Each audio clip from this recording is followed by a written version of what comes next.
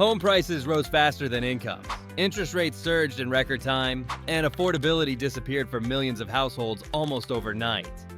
What once felt like a normal housing cycle now feels tense and uncertain.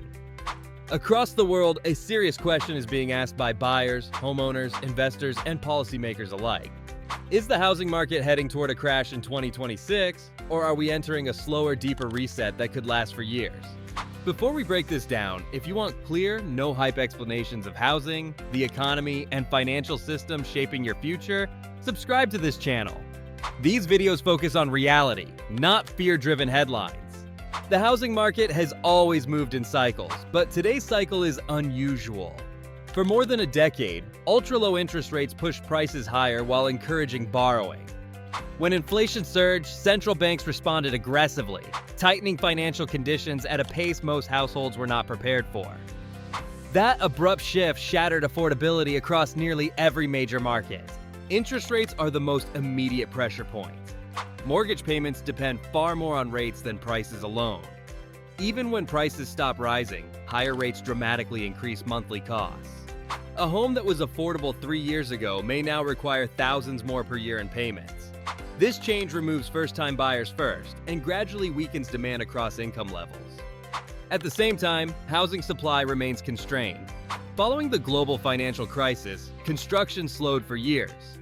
Labor shortages, material inflation, zoning restrictions, and regulatory delays prevented supply from matching population growth. Even as demand cools, shortages persist in many regions, limiting how far prices can fall. This creates confusion. Past housing crashes were fueled by overbuilding and easy credit. The 2008 collapse followed massive speculation and excess inventory. Today's conditions are different. Inventory remains limited, and many homeowners locked in historically low fixed-rate mortgages. Selling means giving up cheap financing, discouraging listings, and slowing market adjustment. Yet affordability alone can force change. When housing consumes too much income, financial stress builds quietly. Renters struggle to save for down payments. Buyers delay decisions. Household mobility declines. Over time, demand erosion forces prices to adjust, even without a surge in supply. Investor activity adds another layer of risk. Over the past decade, institutional investors entered housing markets at scale, purchasing single-family homes as rental assets. This drove prices higher and reduced owner-occupied availability. If financing costs remain elevated or rental yields decline, investor demand may fade or reverse, adding supply during weakening conditions. Employment stability is critical to housing health. While labor markets remain relatively resilient, signs of slowing growth are emerging. Layoffs in interest-sensitive sectors and slower wage growth increase vulnerability. Even moderate unemployment increases can raise delinquencies among leveraged households, pressuring prices in fragile areas. Unlike past crises, credit quality today is stronger. Lending standards are tighter, borrower equity is higher, and adjustable-rate mortgages are less common. These factors reduce systemic risk and make widespread forced selling less likely. However, they do not eliminate regional downturns or long periods of inflation-adjusted decline. Demographics also influence demand.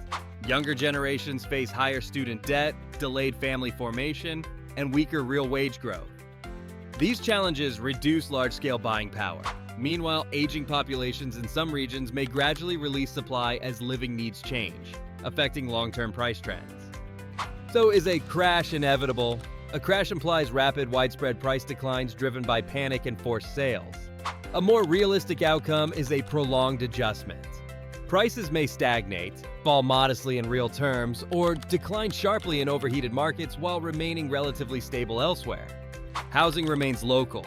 Markets that experience extreme appreciation, heavy investor concentration, and stretched affordability face greater downside risk. Areas with strong job bases, limited land, and sustained population inflows may see milder corrections. Policy responses will shape outcomes. Governments have strong incentives to prevent housing collapses due to economic and political consequences. Interest rate shifts, zoning reforms, targeted incentives, and support programs can cushion downturns, even if they delay full correction. For buyers, the lesson is discipline. Waiting for dramatic crashes may lead to missed opportunities, while stretching finances creates lasting stress. Personal stability matters more than predicting market bottoms. For homeowners, expectations must reset. The era of effortless appreciation is likely paused. Housing should be viewed primarily as shelter and long-term stability, not short-term speculation. For investors, the environment has changed. Rising borrowing costs compress returns, regulation increases, and passive appreciation cannot be assumed. Strategy and risk management matter more than leverage. Inflation-adjusted pricing adds subtle pressure.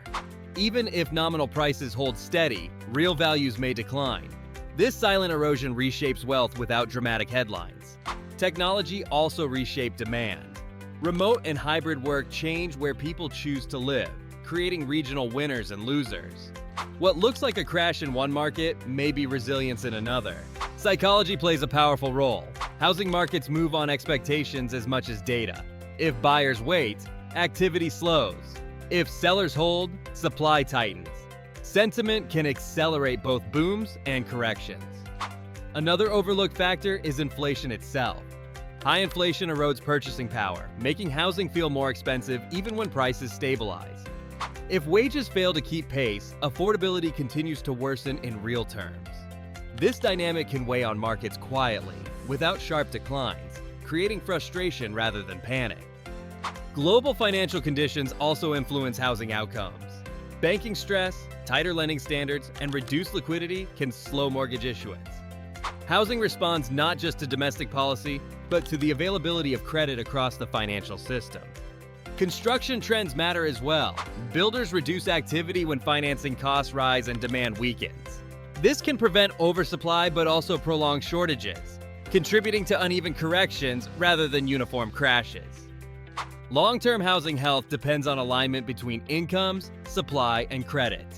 When these forces drift too far apart, adjustments become unavoidable. The path may be uneven, but recalibration is necessary for sustainable markets. For policymakers, the challenge is balance. Supporting affordability without reigniting speculation requires restraint.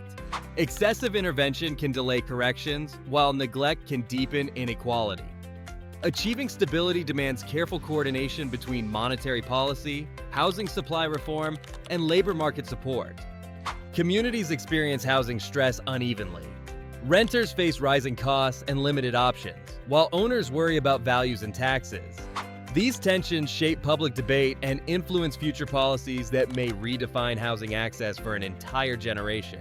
History suggests housing rarely resolves quickly after rapid expansion. Adjustments often occur through time rather than collapse. Prices may move sideways for years as incomes slowly catch up, restoring balance without dramatic headlines. The coming years will test assumptions built during an era of cheap money. Flexibility, liquidity, and long-term planning will matter more than timing peaks or bottoms. Housing remains essential, but expectations must evolve alongside economic reality. Those who approach the market with discipline rather than emotion will be better positioned to navigate uncertainty, preserve stability, and make informed decisions in a changing housing landscape. Awareness and preparation separate resilient participants from those caught off guard when cycles finally turn, especially during periods of rapid economic transition across global housing markets worldwide today. If this breakdown helped you understand what may lie ahead, like the video so more people can see it. Subscribe for weekly deep dives into housing, markets, and the economy. And let me know in the comments. Do you expect a housing crash in 2026 or a long and difficult reset?